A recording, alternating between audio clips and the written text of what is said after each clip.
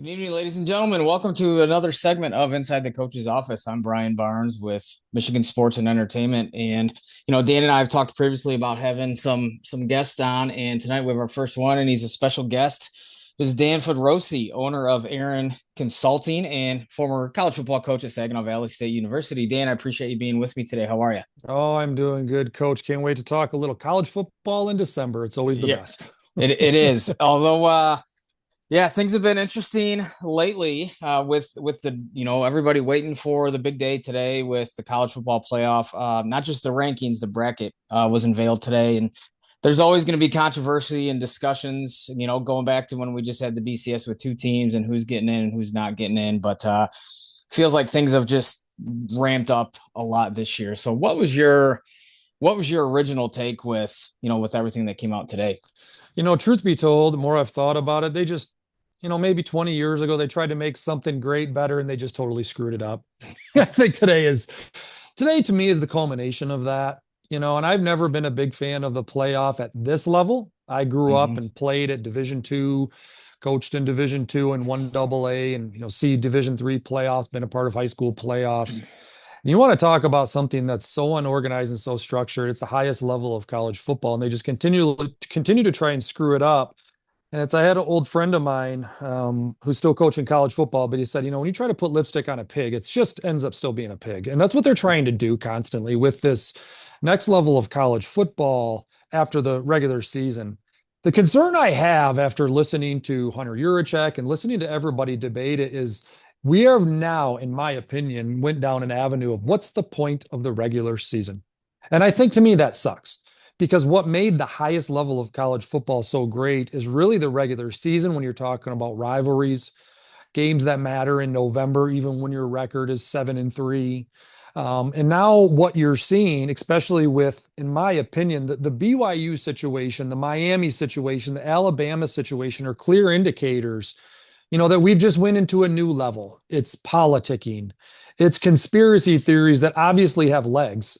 It is millionaires and billionaires working behind the scenes, not to get what's right or what's best, but what they want. And I think the other influence of TV and the money has really taken a toll on me as a fan. And again, that's all I am as a fan. And as the president of Aaron Consulting, we do have some, families that have opportunity actually to play in the game last night. Had some members that played in that game and coaches that have coached players that have made it to that level. So they still care about the game. The kids still play really hard. But what adults have done to really just destroy such a beautiful thing, it's evident in the college football playoff. And again, I reference like we were just talking earlier, if you think back to the early 90s, and me and you were old enough to remember when Notre Dame and Florida State played, it was a really big game, Yep. game in South Bend. Charlie Ward was the quarterback. He Yep. ended up going on to have a great NBA career. But the thing about it was, Coach, who ended up winning that game? Let's see. Notre Dame won the regular season game Notre Dame won in the South regular Bend. season. Who Yep. ended up playing for the national title that year? Nebraska's opponent happened to be Florida State. Bingo. So at the time of that year, the debate was how could you put Florida State over them when they both had the same record and there was head to head? And that's fair. And that was a really good argument. The next week, Notre Dame went to lose to BC. So there Yep. was a lot of debate back and forth. But what's really crazy about today's revelation and Hunter Yurachek kind of explaining how they put Miami in over Notre Dame, he referenced BYU. And that BYU's performance yesterday was what got them to realize Miami was the better team when you compare them against Florida State. And my head almost exploded. I was sitting there watching the reveal, like Reese Davis was getting visibly like frustrated and visibly like he was turning purple. Like he was so mad because Hunter Yurachek's answers made no sense. And when you get to the point of it not making any sense, it's very clear, obviously, that there's other factors, in play. And I don't like that. If you have a little bit of a debate, hey, this team beat this team, but man, it's been 6 weeks. That's football. That's what happens at FCS. That's what happens at Division II, rarely. But when you start getting into this level of conspiracy theory, politicking, the power structure of the SEC and Big Ten, I think we've lost what the game is. And frankly, I think one of two things should happen. I think number one, we should just keep complete chaos and realize this is what we're watching. You are watching this for drama, chaos theory, have some fun with it, and then move on with your life. Or number two, the SEC and the Big Ten in football need to split off and make their own level of football, which they probably easily could do, because what's just very clear is Sankey is getting the guys in he wants. The Big Ten didn't have as much drama. So Petitti's just sitting there saying, great. And then you have all these other programs that are like, wait a minute, we win the ACC, but you're going to take Miami. And who's telling you that Miami is better than Duke? Now, we can all say we know it, but what's the point of the games? I'm going to bring it back to how I started. What is the point of the games? I'm watching Miami get into the playoffs. You know why? Because ESPN tells us they're better, and I don't like that. I'm very discouraged. It's very frustrating. And I think at this point, we have one of two options: accept chaos, move forward with it, or they drastically need to split and move forward. So I've said for a long time that college football's championships are always mythical, right? Because it's always based on somebody's opinion, and you just kind of mentioned that point, right? Like we decide who's better based on somebody's opinion or what a talking head is telling us, right? Or whose resume looks the best or who has the most game control. Like if you would have done that when Ohio State beat Miami in the national championship 2002, right? Nobody would have said Ohio State because they were barely winning games, but they were, that was who they were, right? And that just blows me away that's where we are now. And it bothers me because I'm like you, old school. Like, Dan and I talk about this a lot. Like we loved that, the tradition of college football is still great. Game day experience is still great. Rivalries are still great. But two things can be right at once. Like I do think the home game in the college football playoff is a cool thing, right? That is a neat looking spectacle, right? To have colleges host those home playoff games. However, with that, you devalue those regular season rivalries. And last year was the perfect point because, Michigan, Dan and I have talked about this, Michigan goes into Ohio State and wins, where years prior, that game, like, we hammered this, right? It was either if you lose, you're done. And that didn't happen. Ohio State got healthy and then went on an awesome run. So but coach, that's why it's so messed up. We were just talking about this. Like, while I agree with you, we actually do that. A team called the University of Texas went to Columbus and played Ohio State. And now we're overvaluing that versus the fact that they did play that game. Yeah. So what I would advocate for, and Kirby Smart just talked about this today, well, the challenges in college football, major college football, is first off the numbers and the disparity of level. In the NFL, the margin is so small. The Browns, who are awful, could go and beat the Rams today. For sure. But in college football, you have Ohio State, and then you have teams like, North Dakota State, which is Division I, but a different level. Okay, fair enough. They're in a whole different level. But you have Northern Illinois, who's on the same level as an Ohio State. But when they play, it's 50-0. And I think the funniest thing about that is Ole Miss and Tulane are going to play. Do you remember? You can pull it up real quick. Do you know what the score of that Mississippi Tulane game was this year? It was what, 45-20, I think. So my point is, in one case, we're going to punish Texas for playing the best team in the country. Yep. But Tulane gets rewarded by going and playing the same team that they lost to by 40 some points. But then the committee is going to turn around and say, well, it's eyeball test. And it is so convoluted and so messed up. And the people behind the scenes. And my thing with Texas is, like, I think Coach Sarkisian's got a great point. Like, we should have just scheduled McNeese State. Would they be in the playoffs? You could argue that. I think that they probably would. Well, they would be, because I think they had a couple good wins. They beat Oklahoma, right? And they could, right? And so they wouldn't have that 3-loss hanging over them that everybody seems to have as the. And now, right? Coach Barnes, the fact that teams, and you can see this coming from a mile away, teams are opting out of bowl games. You've got 3 teams I've seen already that have said, no, we're not going to play. Part of it's because of coaching change and roster management. Can kind of understand it. Yep. But we've now devalued bowl games. Yep. We've devalued the regular season in so many levels. Even if you schedule a good team, it doesn't matter. And if you do schedule, and if you're like a Tulane and you schedule up, well, apparently now all you have to do is win your league, but that's not the same case for Duke. So it's so confusing because the numbers are too big. There's too many schools. Unlike the NFL, where there's 32 teams, there's 132 teams, and that doesn't even include the FCS. And then at the same time, even within that, the disparity is so large. And that's all that Kirk Herbstreit was trying to keep saying. Like, why? No offense to James Madison, they're in Tulane. They don't deserve to be No, here. But so then no, on and one you hand, you have a guy saying that, but then on another hand, you have people saying earn your way in, and it's just so sure. you can't put it together. So I don't know how much you alluded to this earlier. I don't know how much you listen to Josh Pate. I like what he does, and one of the things he had talked about is he thinks there should be two separate tournaments, right, or two separate champions. Like have your Power Five and your Group of Five. But to that point, so like people want to compare Division 1 college football to Division 1 college basketball. The people that Yeah, love the it's Cinderella and love the underdog, right? And oh, James Madison and Tulane, they can get no, hot and go on. It doesn't no, happen in football. no, Football is a totally different animal, right? You know yeah. that. I don't have to tell you that, right? So his point being, and you mentioned it earlier though, like don't kid yourself. It's the Big Ten and the SEC's world, and everybody else is living in it, Yeah. right? And at some point, those two, like the divide is growing as we speak, and I think it's only going to get worse.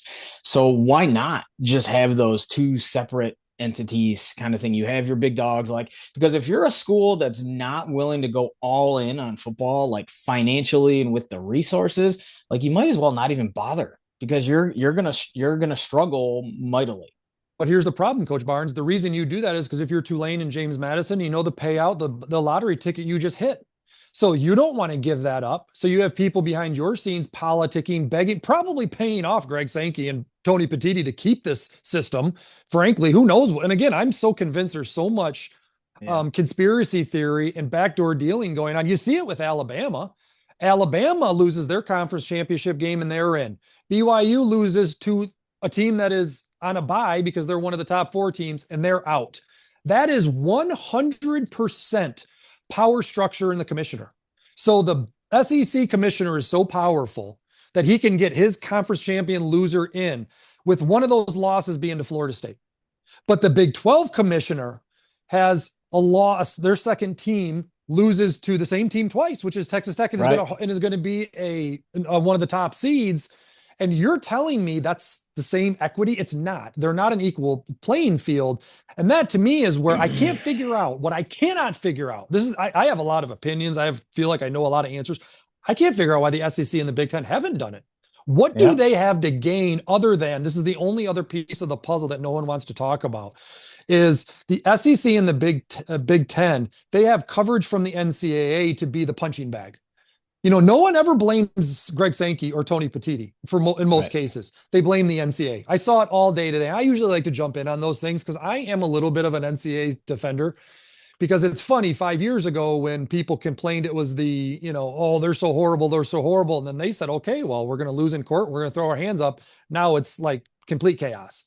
Well, at least NCAA try to have some level of control, but everyone just punches the NCAA in the face. And Greg Sankey just sits back and makes all his money. And Tony Petitti sits back and makes all his money. So what I can't figure out is what is holding those two back from saying, listen, like instead of it being one umbrella NFL, it'll be like the NFL with the NFC Yeah. and the AFC. You are Yeah. the SEC, we're the Big Ten. At the end of the year, we'll have the Big Ten championship, and you'll have a 6-team playoff, a 6-team SEC team playoff, and we'll end with a championship that will truly be the Super Bowl. Let me But ask why you not this do though. that? Let me interrupt you though. So like again, you coached in college and in Division 2 is still a pretty high level of football, but Division 1's a different animal. Like Different, yeah. at what point though, like how many games do you schedule with these kids who still go to class and they're still 18 to 22 years old? Like when does that like right? Do they play Yeah. through December? Do they keep their full regular season schedule? Like No, I mean, that's the listen, crazy. I think it's pushing the limits already. But I wanted to ask you this really quick because you touched upon Tulane and James Madison. You're absolutely correct. Like what there's there might be something going on, but like I wonder if Notre Dame being kept out at the expense of giving the little guys a chance changes things. Because here's what I mean: on a neutral field, just give me a simple answer, right? Who's favored, Notre Dame or Tulane? Notre Dame, BYU or Tulane? BYU, I think.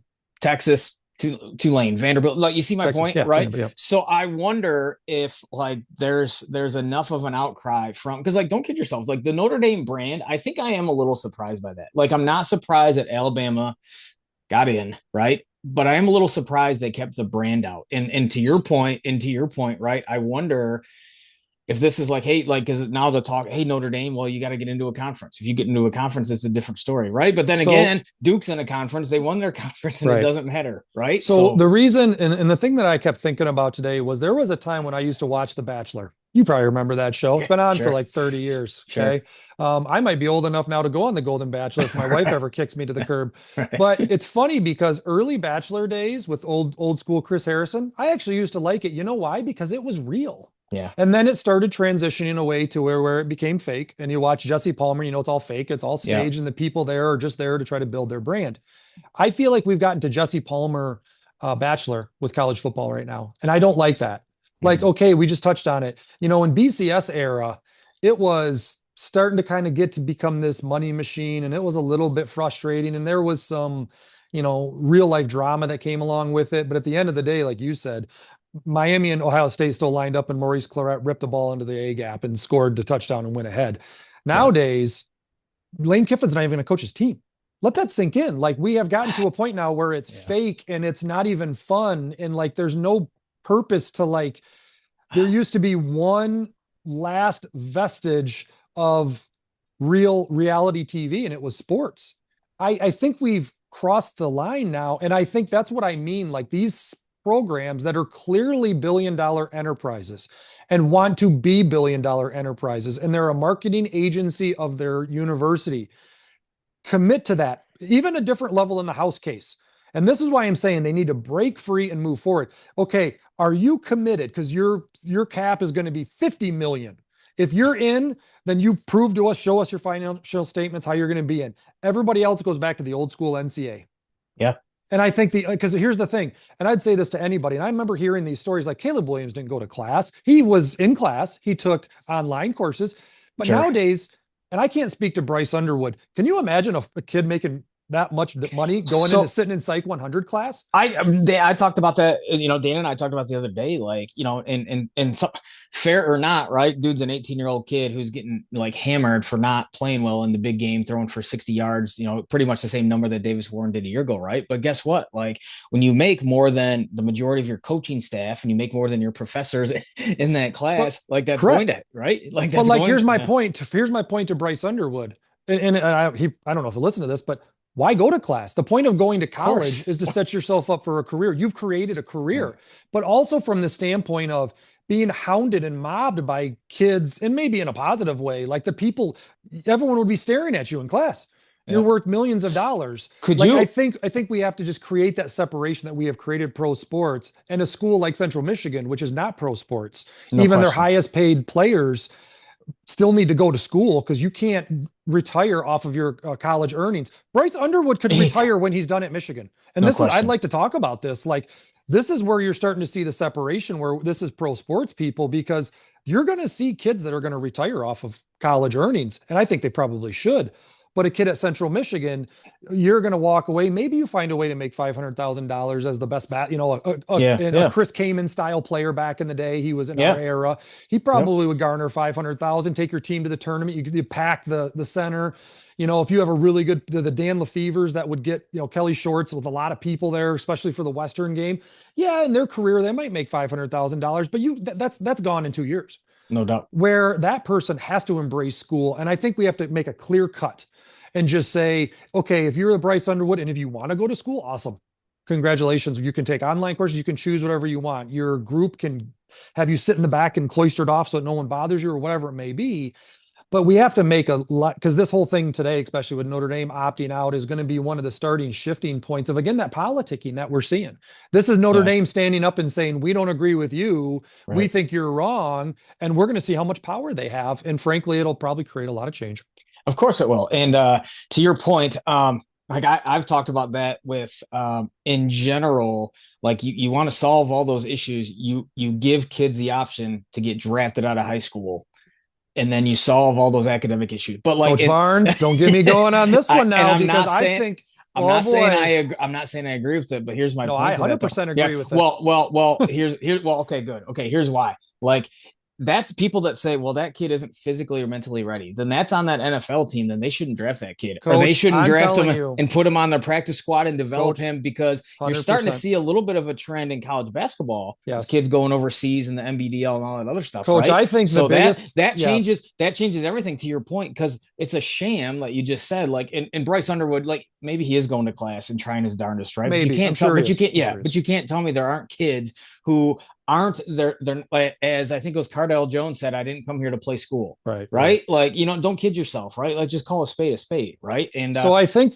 you brought up a really interesting topic that I think any fan needs to realize. Number one, I think the biggest investigation should be done on the NFL. And I remember when Maurice Claret and mm-hmm. Roy Williams, who ended up playing for the Yep. Lions, they Yep. sued Yep. the NFL and they did not win. It was, Initially, they actually won. yep. Initially, they won, and then they Yep. came back, and their antitrust was so strong they were found in appellate court to say, no, that's good. But I think what people don't realize is this is actually an NFL problem. They And have a minor league they and they don't have have a to do anything. free They have a minor free league minor league and have system. nothing. They don't have to Yes. do anything. Yep. So and this is where I'm telling you, this is the thing to keep a trend on. As you see players start to retire from college football and say, I'm good. I made 10 million. I'm going to move on with my life. I'm going to take away any chance for CTE. I played in front of millions of people. What's another 10 years playing for the Packers going to do for me? And some might Right. still want to do it. Some, it's more power to you. But some people are going to say, like, listen, dude, I'm good. Like, I don't need to get Yeah. hit in the head. I don't need to break a bone. I don't need to have what happened to Aiden at the Cowboys happen to me. I'm going to move on. I'm going to Yep. start a business. I'm going to start a career. I'm going to go into politics, whatever it may be. I'm going to go to law school. I'm going to go to get my master's. I'm going to get go become a doctor. You're going to see people starting doing that. And what you're going to see, the NFL is going to have a response, because when that talent pool dries up, and they don't have that free flow of players coming in that are being developed and trained by the highest level resources, by the best coaches, unlike in baseball, unlike in Yep. hockey, Yep. where if I'm the Dallas Stars, I have to fund that minor league system. I go to watch the Admirals here in Milwaukee all the time. Kids go to Nashville. Well, they get a certain amount of money from Nashville. I Yep. used to watch the Loons play in Great Lakes over in Midland, and the Dodgers would give them some money, right, for Kershaw to be there to make sure they have the right facilities. But you don't have that in the NFL. And I think the biggest sham is actually the NFL. And I think it's Mm-hmm. really comical. All these agents out there, and don't get me started on agents. And I know some of them are really good and they're needed now, but nobody ever wants to attack the NFL.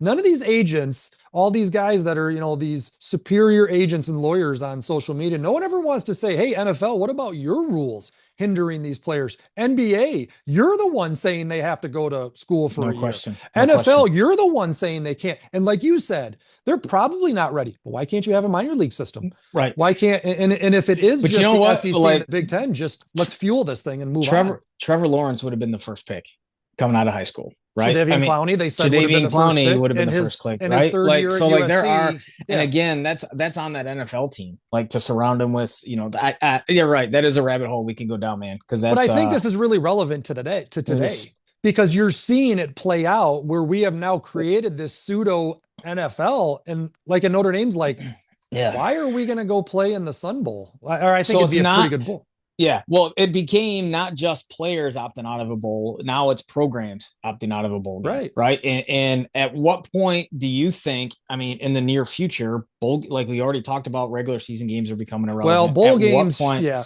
Bowl I mean, games they are were dead. set up. They were set Yeah. up to be, back in the day, a A reward reward for a system. season, Yeah. right? Of course, right. And then now though, it's almost like it's a hassle for kids No, and coaches to do it. bowl But I games are disagree. dead. They Yeah. with the college football playoff, they have killed the Yeah, bowls, and this I is what think. everybody predicted. It Yep, and I needs to think be today. shifted to the front of the season. Yep. Week 0 should be, and listen, 1 year you're going to have an awkward year where like you maybe have 2, if you know what I mean. Yep. But Yep. the Sugar Bowl should be August 12th, and it is last year's winner of the SEC versus the ACC or whatever.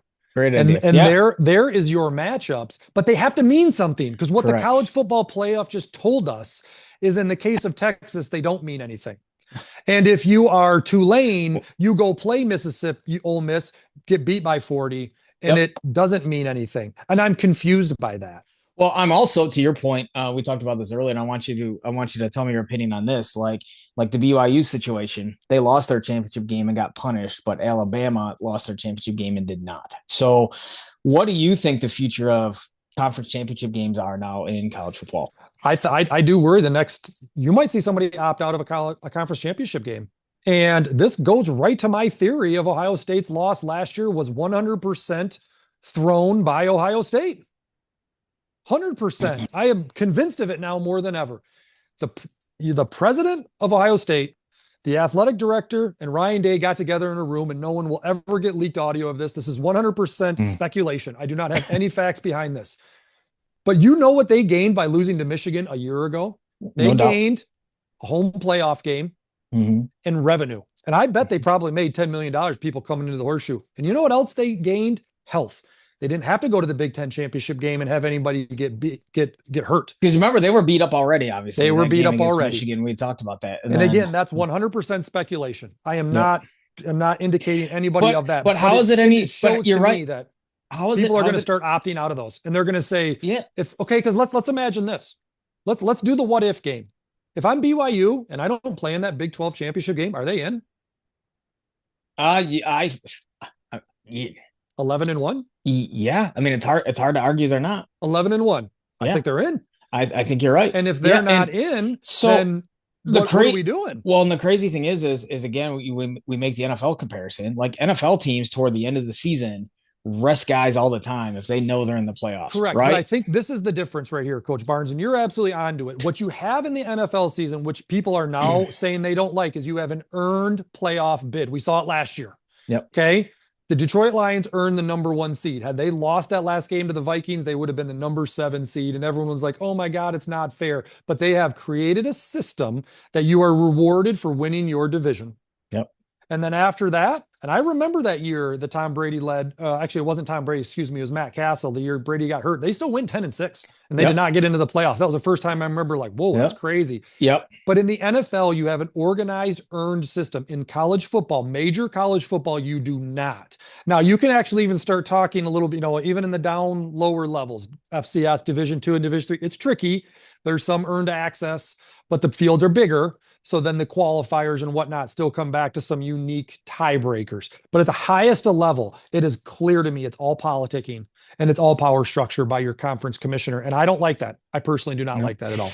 So, by the way, we're talking to Dan Fodrocy, owner president of Aaron Consulting, and your specialty now is helping families and high school athletes with the recruiting process, right? You do a great job with that, and you've made a lot of connections. So, with with the way it feels like the game of the college football is changing like minute by minute almost feels like, right? I mean, it just feels like the dynamic is just going at warp speed. Like in your opinion, or what have you seen and how this impacts recruiting, both from the coach's perspective and Yeah. from the athlete and the family perspective? Yeah, it's funny. I was just talking to a family today, and this is probably going to come off wrong. But I don't know if college coaches care about high school recruiting as much anymore because it's kind of like get a dude in college football, get a Mm-hmm. dude, and we'll worry about it later. Number one, are they even going to stay?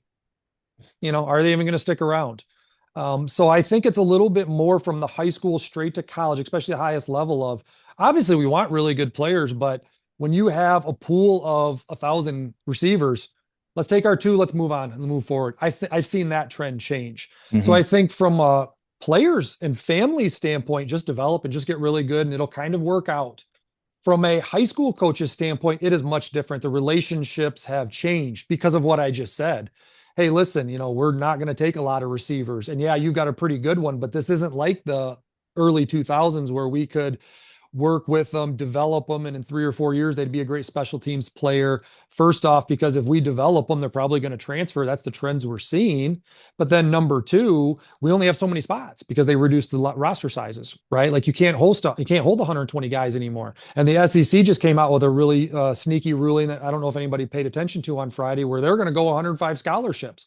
So the point of this is when I talk to families and coaches, you have to have a clear understanding of what is this for you, whether it be from a player standpoint or a coach's standpoint. Is this about getting to the highest level and making as much money as possible? Because there's one path for this, and that's fine. I'm not here to argue with anybody. It's whatever you guys want. Or is it about the old school college football as we know it model? Because there's, again, two completely different paths in a lot of ways. And the recruiting process, people say it's been sped up. It hasn't been sped up, it's been lengthened. You have kids at Division II right now that are fielding offers, going on official visits, as Trinidad Chambliss did, not at this time of the year because he won a national Yeah. title. But nowadays, you're actually seeing a ton of Division II kids be the prime portal targets because number one, they're cheaper. Number two, they've been developed and they don't have a lot of entitlement. And when they get up there to the ACC or the Big Ten, they're like, oh my God, I'm just, not to say I'm just happy to be here, but this is life changing just to be in Camp Randall Yeah. versus the backup linebacker who feels entitled that he didn't play enough and he's deserving of six figures and then comes in and is still isn't very good. I think Right. you're actually seeing a shift in that. So I would tell any family or coaches to still have some patience and development. That is critical right now more than ever. But you have to decide what this is for you. Again, if this is business, if you want to treat your life in sports as a business, there's now a pathway for you. But if you want to treat it as academics and college and athletics, then that's a pathway too. But they are really two different avenues right now. And it's a little wild, but I think once people really accept that, then they have a clearer picture. They know where to invest their time and money. And this chaos that we're talking about is just another indication that you have to, as families and coaches, we have to throttle down a little bit and control what we can control instead Right. of trying to feel like we can wrap our hands or hit the hit the rodeo lasso and try to corral college football. You're not. So on a little side note, coaching athletic director buddy of mine, he kicked at a MAC school and ended up going down then and kicking at an SEC school. And I just thought it was funny talking to him because he made the comment like, "Yeah," I said, "How did that work out?" And he's like, "Well, I knew a coach at South Carolina and he just reached out to me or whatever. I gave the school away and he reached out to me and whatever." And I'm like, "Isn't that illegal?" Like, because you just talked about Trinidad Chambliss or whatever, like Right. taking it right or whatever, and Right. and it just, I mean, it's all So crazy, here's right? my thing, and I say this to people all the time. And again, my job is to really just educate coaches and families on the process. I don't tell anybody where to go. I don't market any players that are playing. You'll never hear me say, "Hey, we got this player. Congratulations, that player." I don't do any of that. But it is really, I think, an incredible opportunity for families to embrace the life is about choices. Yeah, And life's about choices and consequences. And there's actually a level of meritocracy in this that people don't value enough. If you think you're better than playing at my alma mater, Saginaw Valley, good luck and go try it out. I'm saying good luck in a good way. I don't mean sure. that condescending. I mean it really like, hey, when I played at Saginaw Valley, and we touched on this, we talked about this before. Like when I played at Saginaw Valley, if I had the chance to go finish my career for the Wolverines, I'm sorry, Of I would have course. done it. It was my Of course. dream. And I'm not saying I'm right. And I'm not saying guys that wouldn't have done it are wrong. And I'm sure I have old buddies that, our alums says, "Oh my God, how could you ever leave? You're terrible." That's fine.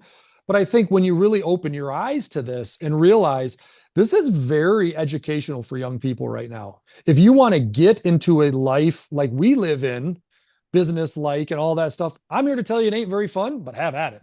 I'm also not here to tell you you're wrong. So go earn it.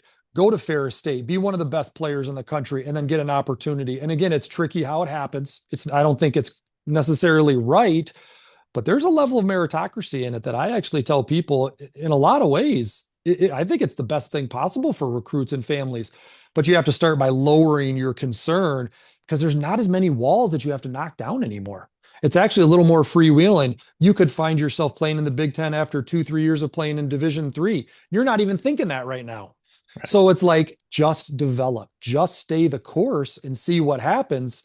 When I signed at Saginaw Valley, my Division I dream ended and it died, and it doesn't anymore. So I actually try to spin the message to the coaches, especially like I know it's different for all of us. We did not go through this, and change is hard on people. But if you really open your eyes and look at it, in many ways, we're actually creating way more platforms and opportunities and pathways to young people than we ever did. And if you can learn to embrace it the right way, it actually has a funny way of working out. So, so Dan, with that, I appreciate you being on it. Everybody, we're talking to Dan Fodrocy, former college football coach and owner president of Aaron Consulting. This has been great. We love having you on. I love talking to you. Hopefully, we'll get this chance to come on again if you're available and free, and if you're willing. Tell us a little bit. Tell us a little bit more about Aaron and what you do for families and for coaches and how you can help them, in this journey. And I'll make sure and we'll make sure, we put the link in the description to how to reach out to you, and more information about Aaron in our description of the video. Yeah, thanks, coach. It's actually, I mean, in so many ways, what is happening in college athletics, and it's not just football, it's all sports, right? Like we have families in every sport that go through different challenges and different hurdles. But in so many ways, in 2020, when I created Aaron Consulting, I never in a million years would have seen this coming. But thank God we did, because this is what Aaron Consulting was built for. We are here to educate first and foremost the high school coaches on, hey, here's what's going on and here's what you need to know. Hey, here's what's going on and here's what you don't need to know. And really providing them the resources to allow them to support their families. And I always tell people all the time, there's actually some programs I've worked with, especially some in Michigan, where I've never talked to any of the families.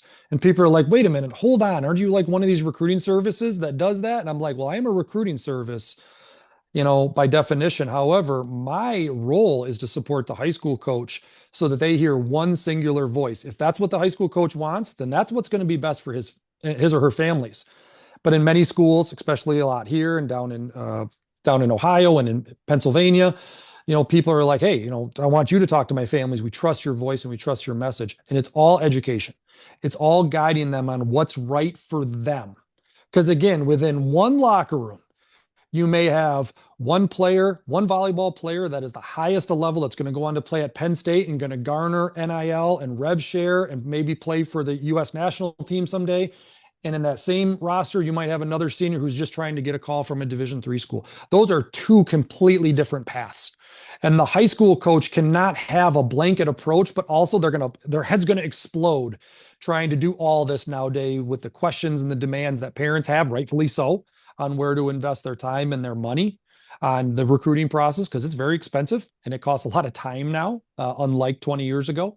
So I think for us as an educational service, we fit perfectly with the chaos of the college football playoff. We fit perfectly with the chaos of what's happened in college athletics to try and bring so much of this back to the high school coach. To say like, hey, listen, coach, we want to empower you first and foremost. And then if you're okay passing off communication to your families, your parents, your players, we're here to help with that as well too. So educating people on this has provided so many valuable results. And I'll tell you a very quick, great story. I've had people call me and they set up consultations. They're like, all right, Dan, tell me a little bit about some of your outcomes. And I always tell them the greatest outcome I ever had, period, end of discussion.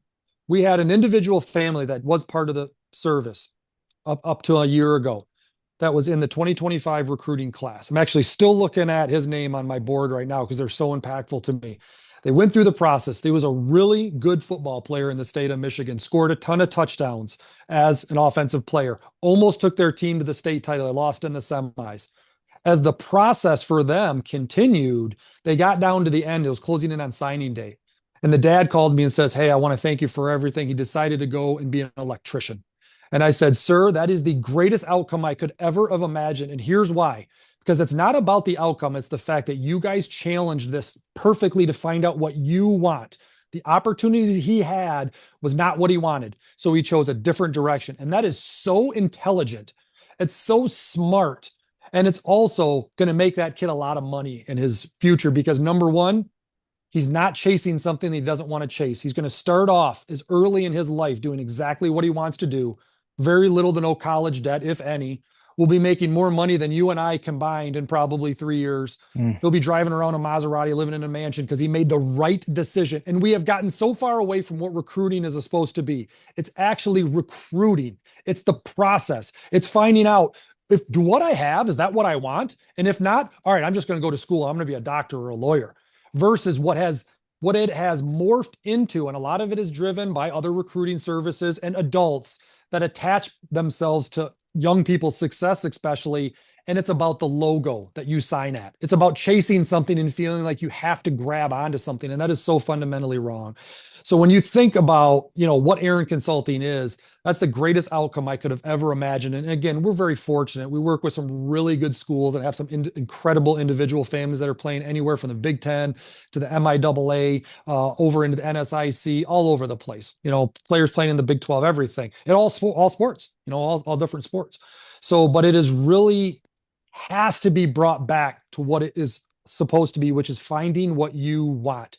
and the outcome will never justify it unless it's what you truly want. So that's what Aaron Consulting was built for. And it's perfectly designed to support people in this chaos, which we could probably have another podcast, which I actually think the chaos of what's going on in college athletics is maybe the best way to go. But Aaron Consulting was actually built for this. We've got tools, we've got resources.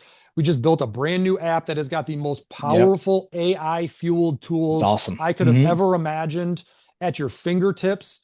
Now you can communicate as a family and you can say what's right for us because you have everything at your disposal. So much of it from Aaron Consulting is free. We do have some portions that people invest into. That's a whole nother conversation. But the reality is it's about people, really kind of bringing it back to center about what do you want. And we've helped out. We have over 1,000 members and we've helped so many people navigate this the right way, but it fundamentally comes down to getting recruiting as best as we can back as the high school coach being the tip of the spear in the recruiting process for families.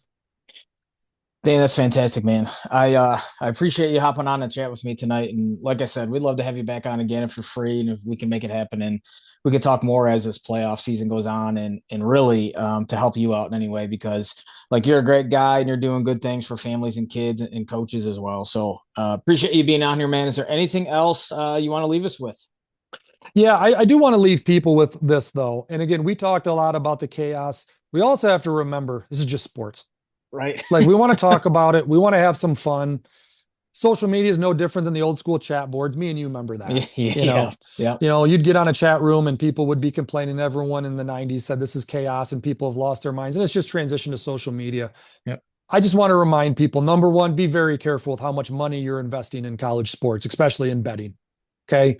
If Mm-hmm. your life is in a place where you're investing money on what a 18 to 22-year-old person does on a Saturday afternoon in the Big 12 championship, take a moment, reflect, sit down with your wife, your husband, your spouse, whoever it is, and say, what am I really doing? Okay. But everybody, this is just sports. Move on with your life. If you're fortunate enough to be a part of it as a player going through the recruiting process, that's great. But if you don't, you can go do fantastic things in this world as an engineer, working in software, working as a plumber, working as an electrician, being a doctor. God knows we need more therapists out there because of all this stuff we're talking about. But people, remember, this is just sports. Take what you need from it, which is learning to battle, learning to take on the Goliath and find a way. And don't get me started. I mean, that's a whole nother podcast too.